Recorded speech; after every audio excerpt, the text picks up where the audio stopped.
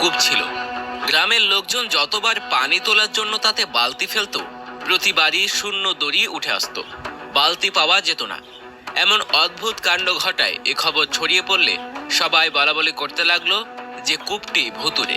কেউ কেউ একটু রং মাখিয়ে বলতে লাগলো এখানে নাকি খুব ভয়ঙ্কর একটি দৈত্য বাস করে, পানি উঠাতে গেলে সে বালতি কেড়ে নেয়। এভাবে আর কয়দিন চলে? পানি ছাড়া থাকা যায় না, তাদের পানি সংগ্রহ করতেই হবে, এর একটা বিহিত করা দরকার। কিন্তু কূপে নামবে কে? কেউ সহজে রাজি হচ্ছে না, কেননা প্রায় সবারই ধারণা এখানে খুব ভয়ঙ্কর কিছু একটা আছে। এমন সময় এক যুবক সেখানে নামতে রাজি হলো। সে বলল, আমি কুয়োতে নামবো, আমার কোমরে দড়ি বেঁধে নামিয়ে দেবে, তবে শর্ত হলো দড়ির অপর প্রান্তে অবশ্যই আপনাদের সাথে আমার বাবা মাকে রাখতে হবে।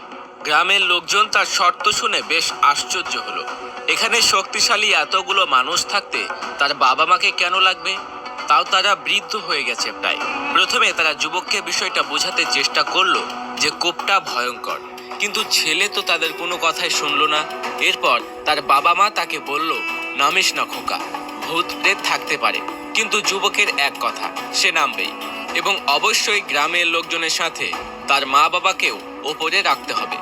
অবশেষে সবাই এই শর্তে রাজি হলো। সবাই মিলে যুবককে কুয়োতে নামিয়ে দিল। যুবক আস্তে আস্তে কুয়ার ভেতর নামলো। ভেতরে গিয়ে সে দেখলো একটি বানর পাশে গজিয়ে ওঠা গাছপালাতে ঝুলে আছে।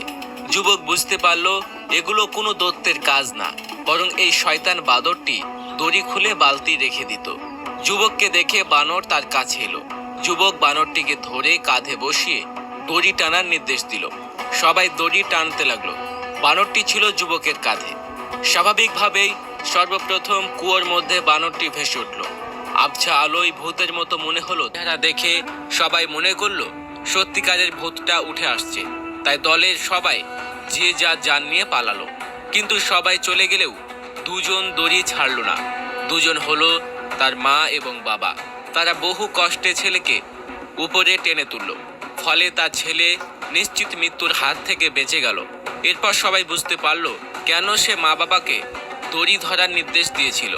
কারণ পৃথিবীতে সবাই বিপদের সময় দূরে সরে গেলেও মা বাবা সরবে না। আল্লাহ এবং তার রাসূল সাল্লাল্লাহু আলাইহি ওয়াসাল্লাম আমাদেরকে বারবার মা বাবার খেয়াল রাখা, তাদের খেদমত করার কথা বলেছেন। এমনকি তাদেরকে বিরক্তিসূচক উহ শব্দ বলতে নিষেধ করেছেন। কিন্তু আমরা তা পারি না। আমরা সময়ে অসময়ে মা বাবাকে কষ্ট দিয়ে ফেলি। কিন্তু আমাদের উচিত তাদের পাশে থাকা, তাদের সেবা যত্ন করে দুনিয়াতে শান্তি এবং আখিরাতে চির সুখের জান্নাত হাসিল করা। আল্লাহ আমাদের মা বাবার সেবা করার তৌফিক দিন।